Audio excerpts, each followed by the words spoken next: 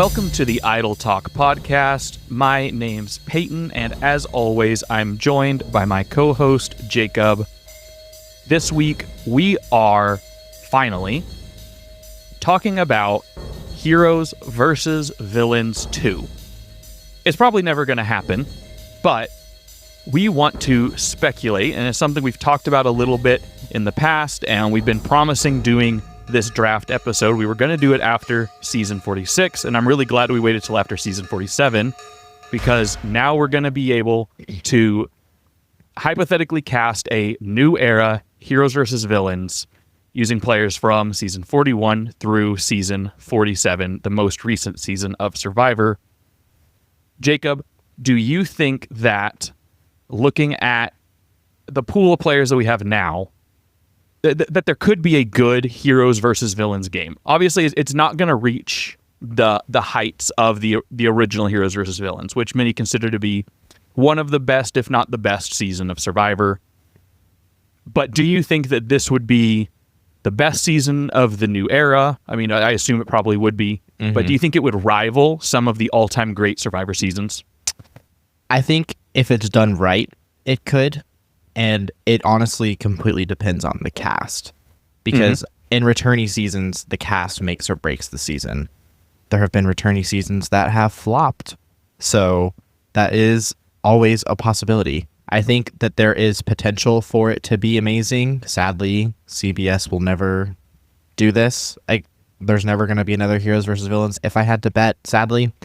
But that doesn't stop us from hoping. I think before we start, an important thing we should talk about is the definition of a hero and the definition of a villain, because I think even if we're typecasting these people as heroes and villains, who we're typecasting as heroes and villains now is different than the way they typecast heroes and villains back in season 20. Yeah, the definition of a hero and a villain has changed a lot over the years, and I would say that a big reason for that is just the age of social media. It's been a long time since the original Heroes versus Villains. Nowadays, I think players are less inclined to be an outright villain on television for fear of backlash on social media. I think that's a big part of it. And I also think Survivor as a brand doesn't want to attach themselves to that type of gameplay as much. So I guess since heroes and villains, and I think really more like villains is what looks the most different. But Jacob, in your mind, what is the distinction between an old era, or the original Heroes versus Villains, and what we would see in a new era hero and villain? So I agree. I don't think the hero typecast has changed as much, but the villain is definitely what's different. And to me, the big distinction between what a villain was then and what a villain is now is villains back then were cast just for being mean. They weren't necessarily cast because they were super cunning or had sneaky gameplay or flipped on their alliances. There were people that were cast like that, and that can be considered villain behavior by being sneaky and lying to people all the time and flipping on your alliances and stuff like that. The amount of people, there were several people back in season 20 who were cast just for being bullies to and just mean people to their other castmates. Like, you look at Randy, you look at Corinne, you look at Jerry, people that were just straight up mean to, like, just nasty to their other castaways, and not necessarily having villainous gameplay. And then to me, Heroes I don't think has changed as much, but when I think of a hero, I think of someone who is kind of authentically themselves, trying to play like a very loyal game. They're sticking to their alliances. They are truthful.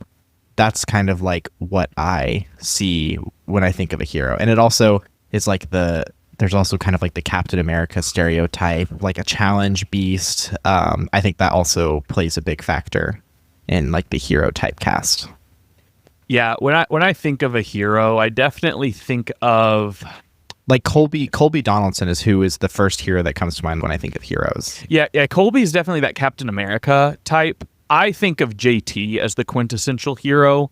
If you watch through Token Genes or you watch through Heroes versus Villains, he is just, everyone loves him. And he's, like you said, very loyal. Everyone loves him. Down to earth and humble, I think, is a big thing. Kind of the opposite of Tyson in that way. And so I think like heroes, like some of them, they tend to be kind of like heroes to a fault. And it's the same thing with the villains. That's kind of what we saw in the old era. I think in the new era, the line is a bit more blurred. I think there are some standouts, but for the most part, I think some of them can be a bit ambiguous, whether they're a hero or a villain. They kind of play both sides. No one wants to be an outright villain. And also, not very many people are loyal to a fault. Mm-hmm. Is there anything else that you feel is worth addressing about the difference between old era heroes and villains and this new era? No. I think we should dive in and start fan casting what would be the greatest modern era season of Survivor that CBS is never going to do. Absolutely. I think we dive right in. The way that we're going to do this is we're going to draft 2 tribes, obviously, heroes and villains, but we're going to pick 6 men and 6 women for each tribe. This is larger than any cast they would probably ever do, but this would accommodate 20 players plus 4 alternates is the way we're kind of thinking about it. Do you want to pick heroes or villains first? Let me look at who I have. I'll pick villains first. Okay. So we're going to start with the heroes, and then we'll do villains, but I'll have the first pick for heroes since you'll have the first pick for villains. Mm-hmm. So my first pick, and the person that I want on the heroes tribe the most, I think the heroes tribe is really difficult to cast. I don't know if you agree with that or not. Where I will go, though, for my first pick, I'm going to say Marianne as the first hero that I want to go with. And that may be controversial that I'm starting with a winner. Yeah. But there were 4 winners the first time around. I do not foresee us putting in more than 2. 2. Yeah. Definitely will not be 4 in here. And so, well, there are 4 that I could reasonably see. Won't be more than 4. And so I'm okay with there being winners in here. What I think, though, is that of everyone I'm looking at, Marianne feels just like the most quintessential hero. She was honest, she was open, but she radiates like joy, I think, is the biggest thing, is just her personality. I think her just like bubbly personality is infectious, and I think she just gives hero in a way that no one else does. And so I think it is essential that Marianne is on the heroes tribe, which is why I want to go ahead and make sure that she's there. I think there's a lot of other people that deserve to be there too, and we're going to have a lot of picks, but Marianne is one that I think feels like a hero if I'm thinking through all of the new era players. Yeah. I do like Marianne. She wouldn't have been my first pick, but she probably wouldn't have been picked down the line. I don't want her to get left off. Okay. I know this is not going to be your first pick. My first pick for heroes is going to be Jonathan. I have Jonathan on the villains. Okay. I understand why people say that, but I disagree. I went back and was looking back through the season, it from the perspective of... I think he's on the line. I think he's like riding the line. And so I feel like I have a better Jonathan replacement for the Heroes tribe. And I don't want Kyle. No, I'm thinking Danny here from 41. This is my pick. I know. You don't get to tell me no. I'm saying I'm putting in Danny for the Heroes men down the line, and I feel like he fits that role. So you are arguing, and you didn't even let me get to argue first. I know. So be quiet. I want to hear your case. No. But then I would like to make a case as to why I think Jonathan probably belongs on the villains, if he belongs on a tribe at all. Okay. The reason I'm doing this is because I'm looking at this from the perspective of if I'm Jeff Probst. Jeff Probst has given Jonathan so much praise, and he's like the best challenge person like ever in the history of Survivor. The one challenge where he literally is carrying his entire tribe on his back is insane. If I am in Jeff Probst's mind and Jeff Probst is doing HVV2, he is calling Jonathan and he is giving him a spot on the Heroes tribe. He is not calling Jonathan and giving him a spot on the Villains tribe. And that is my argument. So my argument is multiple fold. One, I agree Probst loves Jonathan. So I think Jonathan comes back. My second, so Probst loving Jonathan, I think he comes back, absolutely. Where I think it is that he, in the way he talked to his tribe mates throughout the season, especially post-merge, the way he talked to people, very condescending, to the point where it drove a wedge between him and other players, and people started to not like him. And so I think we started to see the villain arc, but he never got to really play the villain role. I think he would embrace being on the villain tribe. So that would be my first thing, is I think Jonathan would really like to play as a villain. My second argument is, as we start shaping up, the villains really need someone for challenges.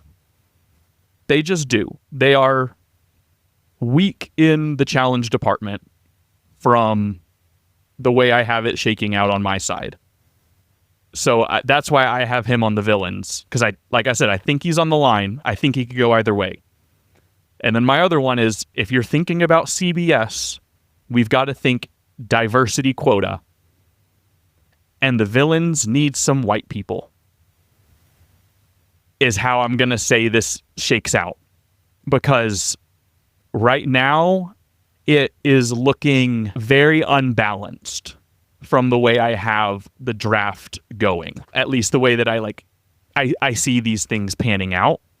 And so that's personally why I had Jonathan as being a villain. Now, I think that if you want to have him as a hero, and that's the hill that you want to stand on, I think that's fine. That's your pick. That's why we're doing it this way. But I do think that there are other players that that could fill Jonathan's role on a hero's tribe. There are not people that could fill Jonathan's role on a villain's tribe. I think that he could go to either tribe. I don't think that he is a lock to be a hero, is the case I would make. So I'll say we could leave him there for now and reserve the right to swap later, potentially. Okay, it's your pick. All right, so you threw me for a loop there. Here's what I'm going to do. If we're going to be playing this way, I'm doing the same. So I'm going to save Owen, and I'm putting him on the heroes, because I don't think you had Owen in. No. I think Owen deserves a chance to come back. I think Owen is absolutely a hero. I just think Owen would fit in line with this hero's tribe, and I don't think we saw nearly enough of him in his season, even though he made it all the way to the end. So I'm going to put Owen here from season 43, Owen Knight. My next pick is not a controversial one. I'm going to pick Carolyn next. Okay. I know. Well, I'm looking at my list because I had... Where did I have... Oh, yeah, I had her low. Oh, okay. I think she is similar to Marianne in the sense that she played authentically herself, and she was extremely loyal to the Tika 3, played a very loyal game in that aspect, and she was no one but Carolyn the entire game, and I think that is a very heroic aspect. Yeah, she was very true to herself all the way to the end, which I think is admirable and heroic. So I do think that she fits that mold. She wasn't in my 5 here, but I did have her on my list, I'll say. The next person that I'm going to put in, goodness, I feel like we're picking them all so out of order from what I feel like they should be. So maybe I just need to make a good pick from who I think should have gone first. I'm going to put in Kaleb in the heroes, because I think Kaleb from season 45 deserves to come back no matter what. I think Kaleb needs to be there. Kaleb was one of the best parts of season 45. Even being the first juror, has one of the most iconic moments of the new era. The bond he formed with Emily was just, incredibly endearing. And I think that he was a really, really great guy who was gone too soon because he was a really good player at the end of the day. And so I think in a stacked season where there are other targets, he could fare a lot better. And so I would like to see him back. And I think that he is beloved enough by the community to be considered a hero. And I think he's a lock to come back. Mm-hmm. Well, in that similar vein, then, my next pick is Emily. Sadly, Emily has said that she has no interest in playing again, but Emily is getting a phone call from Jeff Probst himself. So that's the main reason why I have Emily. But also, she didn't win, but she still made it really far, was the sole standing person of her tribe, was the one to survive the longest in the disaster of a tribe that Lulu was. So I just think that she deserves to be in the heroes because of all the crap that she endured her entire season. Mm-hmm. Yeah, I agree. I think that if Emily would consider coming back at all, she's a lock to come back. At any chance that she would come back, Survivor will gladly welcome her back.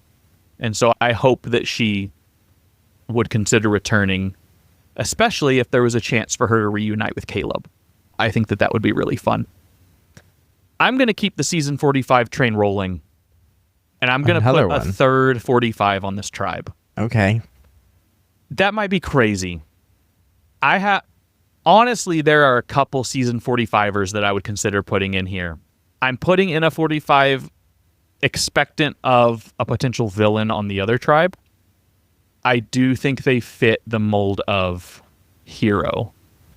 I'm going to put in Katurah, which I think is an out there pick. That is an out there pick. Yeah. So I think I have Katurah here because I think Bruce has a good shot of making the lineup in the villains. I like the idea of them being on opposite tribes and that being a rivalry. That's the first thought, is that she is the foil to Bruce. And so there being this divide between the two of them feels very poetic. It feels Randy and Sugar light, and very, very light.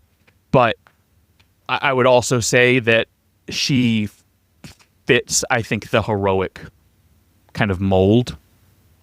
And I liked her a lot in that season, but I just don't think we saw her enough. And I think there would be a good chance that we could see her return.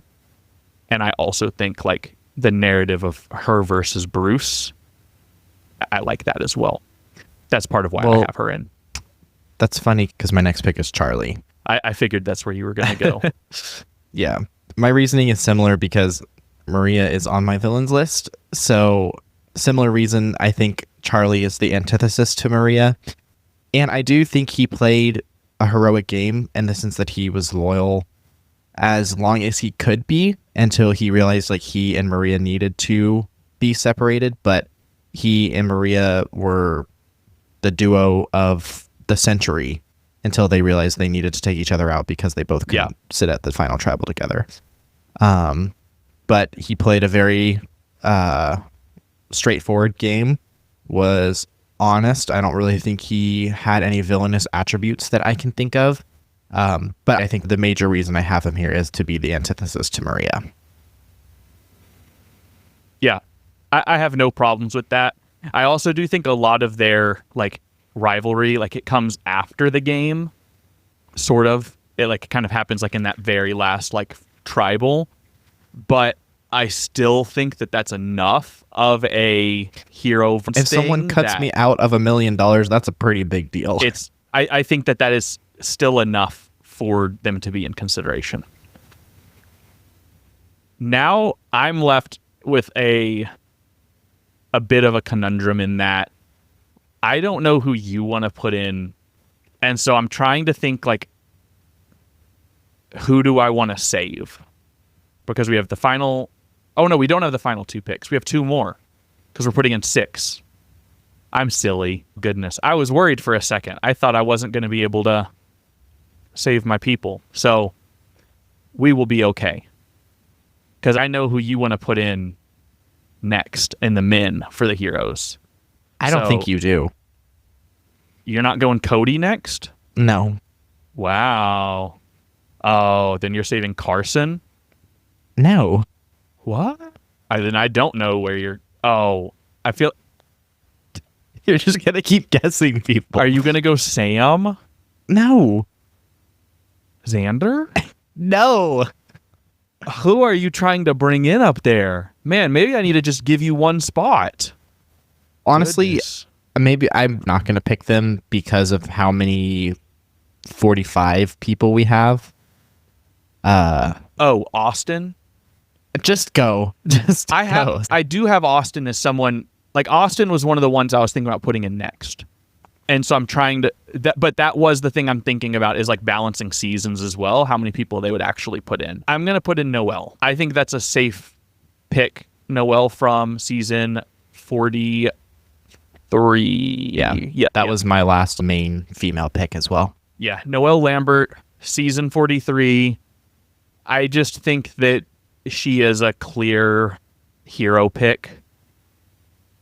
I think she deserves a chance to come back, and I think she would fit really well in on the Heroes tribe. I really want Frannie. Okay. I have Frannie in my 6. Yeah. I would like Frannie to be my last one. So Frannie as the final woman. Yes. I think that she fits in well here. Like she kind of fits the vibe of Carolyn Marianne, like very much herself, very quirky, bubbly, and her showmance with Matt, like so cute, adorable. So, yeah. And also sort of the same idea as like Kaleb, the gone too soon thing, where it's like should have made it further, but were voted out because everyone realized that they're a threat. Yes. So it'd be nice to see them return.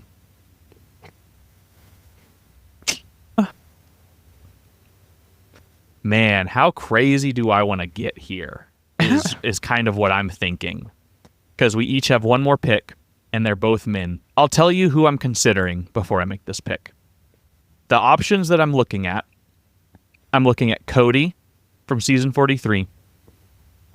I'm looking at Austin from season 45. I'm looking at Danny McCray from season 41. I'm looking at Saul from 47 as an out there option. I'm looking at Jake from 45, but we have a lot of 45ers. And then Sam from 47, I think are kind of some of the... And then if we wanted to think winner, Gabler, I would not put it past them to cast Gabler.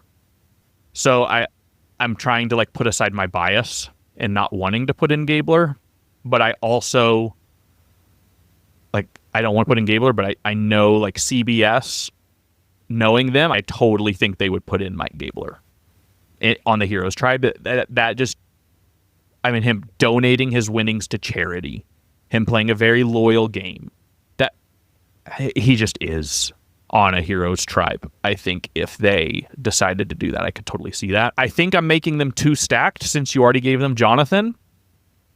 You're going to give him Danny? I'm going to give him an ex-NFL player. And maybe you'll switch Jonathan off later. No.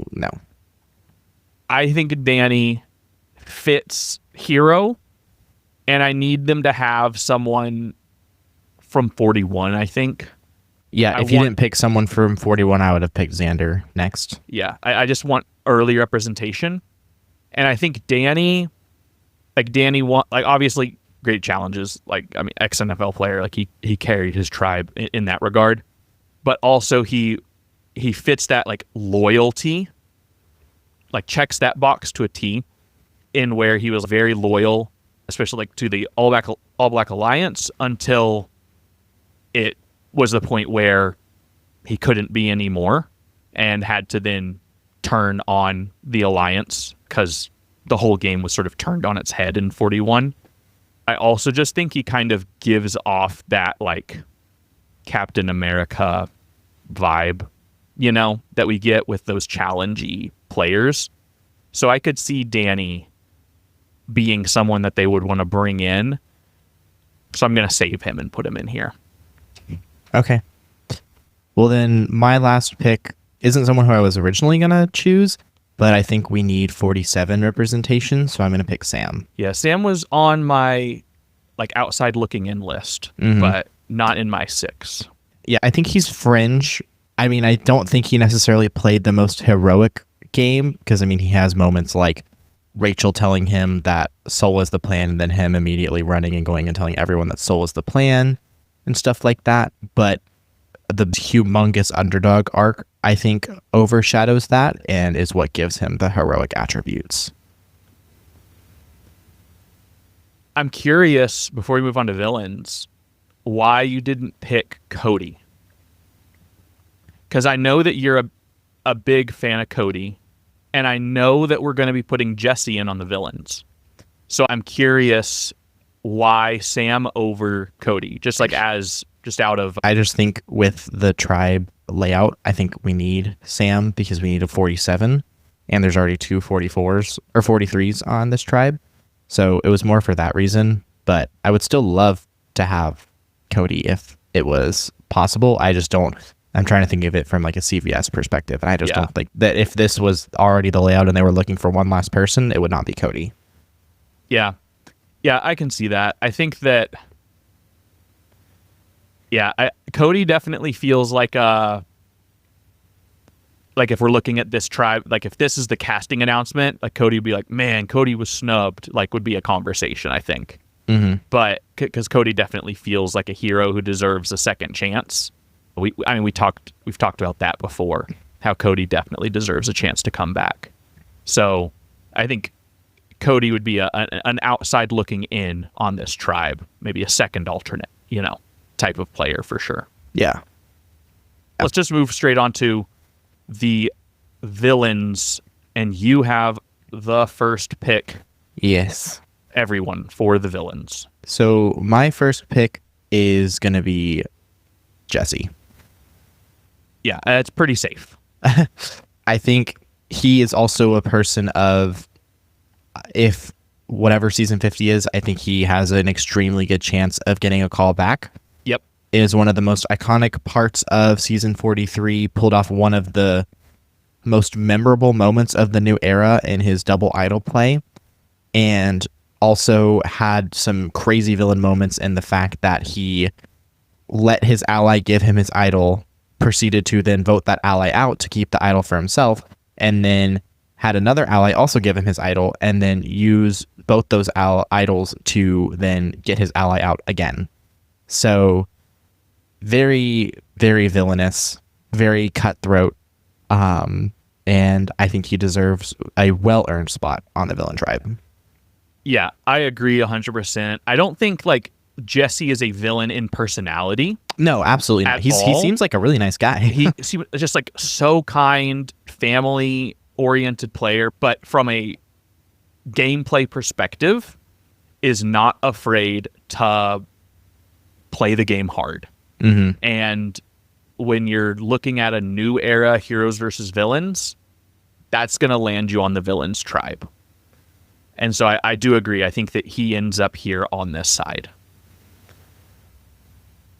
For my pick, I think this is also not controversial. I'm going to go with Genevieve from season 47. Yeah, she would have been my first woman pick too. So I think that Genevieve we talked about this during our recap stuff this last season. Genevieve was one of the best parts of 47, and she really existed in terms of the narrative of the overall story, especially towards the end, kind of the foil to Rachel, and kind of exists, to use a Harry Potter analogy, since they are so Harry Potter, the two of them, and it works since we know their Hogwarts houses. She is the Voldemort to Rachel Lamont's Harry Potter, the vibe between the two of them. And she gives villain. And I think that she would come back. It's something I really like about her. She's so complex and dynamic as a quote unquote character. Yeah. And I love how self-aware she was about her being a villain. She wasn't afraid to embrace the villain role when it was almost kind of thrust upon her. Okay. My next pick, I think I'm going to go with Q next. Q is a person I think has also a really high chance of coming back for whatever season 50 is. In a season of humongous personalities, Q stands as one of the biggest. Mm-hmm. And I think Q was more villainous in the way he acted. Yes. I think he was a little bit villainous in the fact that he was kind of a flip-flopper in some places, but was definitely just villainous in terms of the fact that he just was kind of a jerk a lot of times. Mm-hmm. And was mean to his alliances at times. Didn't take Liz to Applebee's. Yeah, that was crazy. Yes, that was the biggest villainous move of the season. But I just think his personality gave villain. I am inclined to agree. I had Q on my list, and I think Q is coming back for season 50. Love him or hate him, Q is Q, and we're going to see that Q skirt again. And I think it'll be on a villain's tribe. Not actually on a villain's tribe, but in this scenario, on a villain's tribe. My next pick, I'm going to go with another player who was not afraid to embrace their role as the villain of their season. So much so to the point that they had their own villain theme song that they would hum and sing out loud. And I'm going to put in Shan Smith from season 41. Yes. I think that Shan deserves a return. I think is probably from season 41, the person that I want to see back the most, potentially. And I also think it is very interesting to have Shan and Danny both in the game on opposite tribes. Kind of this idea of rivals in the game. And Danny having blindsided and got Shan out whenever it was, necessary to do so, when she had emerged as a threat. I think that there becomes an interesting dynamic between the two of them now on, heroes and villain tribes opposite of one another. So I think that dynamic becomes really fun to see on the show. So I think Shan definitely belongs on this tribe. Okay. My next pick is gonna be Maria. Okay. I don't want her to get left behind. I would assume you had her on your short list. I did. My list for the women is only 6. Okay. I don't have depth on that one. I only have 6. Well, all my women are already gone. These are the 6 women or the 3 women that I was gonna pick. So just leave it to me. No, I can pick the women. Okay. Well, I'm picking Maria because I think if you have Charlie, you have to have Maria. Not necessarily in the context of whatever season 50 is going to be, but if it's a heroes versus villain season, if you have Maria, you have to have Charlie. In the same way that they brought Randy and Sugar back, and then you have Tyson and JT in the same season. Yeah, kind of. Yeah. I think if you have one, you have to have the other in this case. And in my opinion, Maria pulled off a really villainous move, not in terms of gameplay, but in the fact that she screwed Charlie over out of $1 million over a reason that felt extremely petty.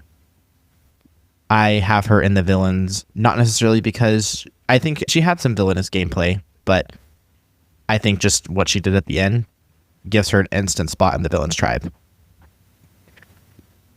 All right. I'm going to do it again. I'm going to put in another winner. And I'm going to put in D. Rewatched 45 recently. And D, high-key villain in that season. I like her a lot. So on that season, like, she's so good. So in the moment, I didn't really recognize it. But watching it back, I mean, she was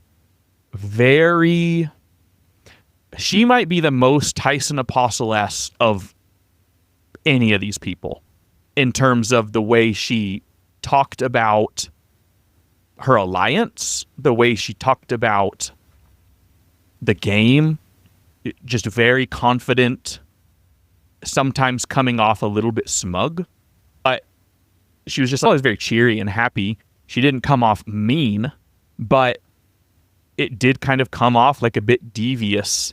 There was also the whole moment where who was it? It was like her and Julie or her and someone, they ate all the chicken or ate all the rice or something. Yeah, I remember whatever that was. Like, there was that whole moment where they ate it all, so someone else, there wasn't any left, or like they ate all the food, so there wasn't any for anyone else. Like, that's old school Survivor right there. She just kind of gives that villain, and then she's very strategic. The move she pulled on Austin gives villain going behind his back. Like, he tells her, and then she isn't willing to like have the same openness with him, which ultimately wins her the game. Going behind his back and telling things to Julie. Very conniving. It's villainous.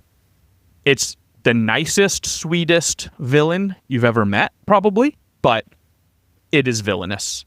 And so I think that she would be here. I want to have at least one winner on the villains tribe for there to be some parity there. Okay. Well, my next pick is going to be Omer. I honestly hadn't really remembered much of his game. And then when we were doing some more research for this, I realized that he actually played an extremely villainous game. And the way he just lied to people straight up. Mm-hmm. And it worked out for him a lot of the time until they caught on and they were like, oh, he's like a huge threat and we need to take him out. So like his huge lie about what Hai said about Mike. Yes. Yeah. And then Mike freaked out and blindsided Hai because of it. Insane. Very straight up villain behavior. So I think Omer for sure deserves a spot on the villain tribe. I think Omer feels like the first true villain of the new era. You have Shan, who's kind of borderline taking that mantle and is running with the title and wants to be a villain in 41. But I think Omer's like the first actual villain of the new era in 42. So I agree. I think that he belongs on that tribe. I didn't remember his game that much. until we were kind of going back in and diving, and I was reading back through, okay, here's what happened. I was like, oh yeah, I do remember that. And I'm like, dang, yeah, he did a lot of messed up stuff. He's a villain. But I remember distinctly him being fun to watch. I agree. Which a lot of villains are. There's a villain that I want to put here who was not fun to watch. Oh, I agree. There are I'm not saying all, but a lot of them are. I'm going to put in next. All right, out there pick. We're getting a little crazy with it. I'm going to put in Danny from season 44 on the villains tribe for the men. One, because I want some 44 representation. And Bruce, I don't think counts as 44 representation. He's more 45. He was barely on 44. And then... According to Emily, he had a huge advantage, though. Yeah, apparently. And, hey, he's friends with Kane. So, what can you say about that? Danny is one of the most gray area, or like on the line of being a villain. I definitely don't think he's a hero, but he is, of these, probably the least, like least qualified to be called a villain. But I think he slides and like tips the scale a little bit towards villain. I also I'm just thinking also purely from like CBS and diversity standpoint. I need a white man on this tribe. Yeah. So getting him in here, I think that's going to help us out a lot since you took Jonathan away. So that's another big reason why I have him in here.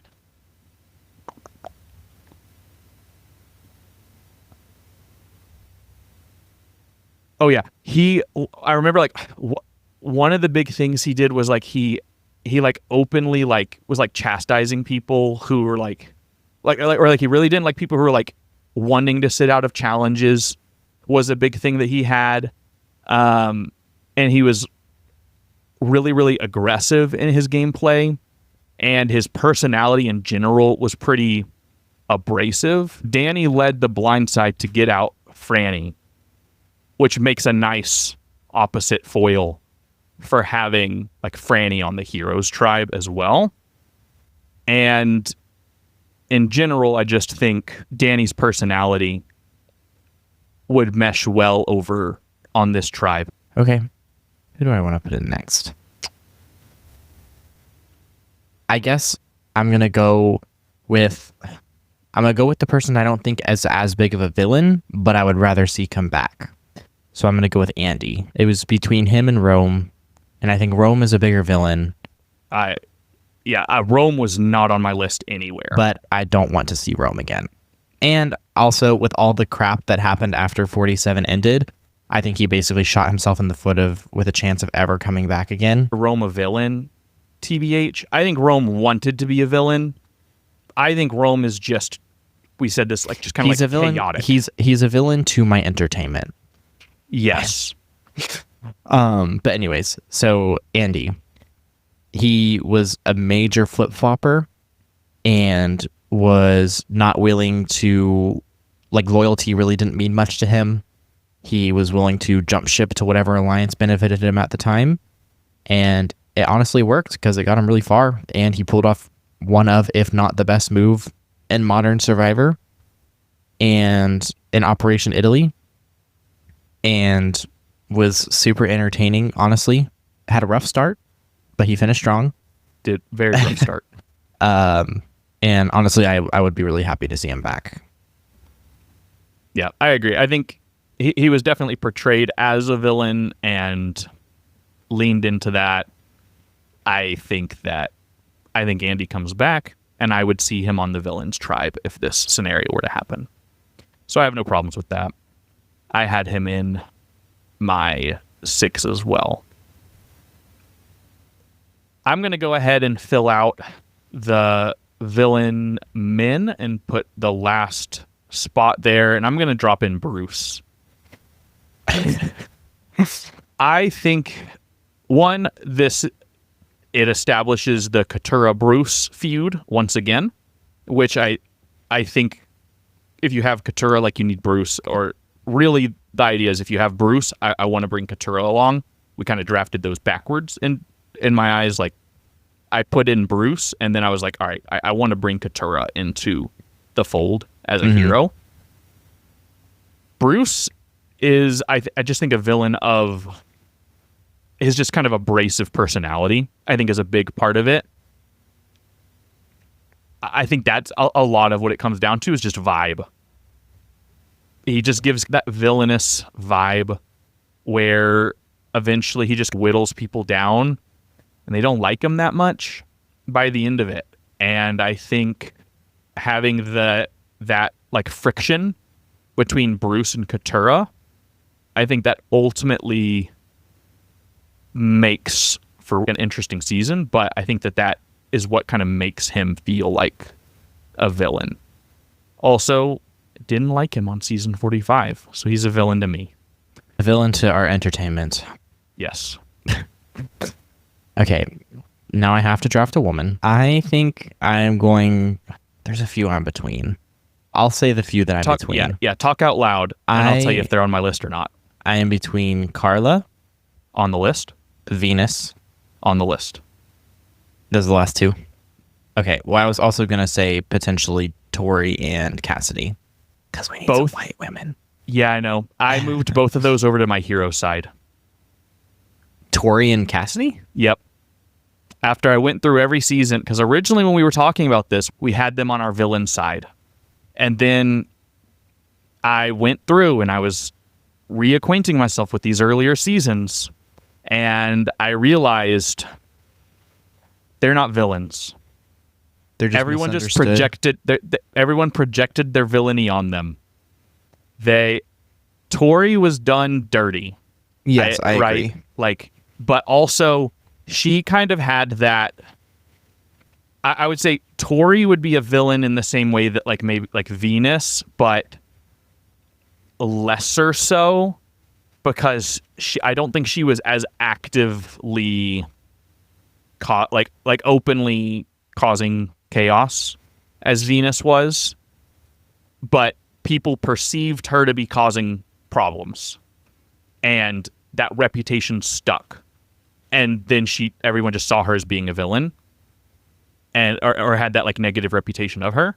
But I don't think she ever actually did anything to earn that, to really earn a villain reputation. So I think Tori innocent, first of all. So that's what I would say. I think you could consider Tori. I think she is kind of in the middle. And I would say the same thing with Cassidy. I think Cassidy kind of is in this gray area where I would say with Cassidy, I wouldn't put her on a hero or a villain tribe, personally. I don't know if she aligns with either. That's why I didn't put her in on the heroes, even though Cassidy is one of my favorite players of the new era. I think she was phenomenal. I really liked watching her on TV. I think she did great. But I think that Carla was clearly the villain in that relationship.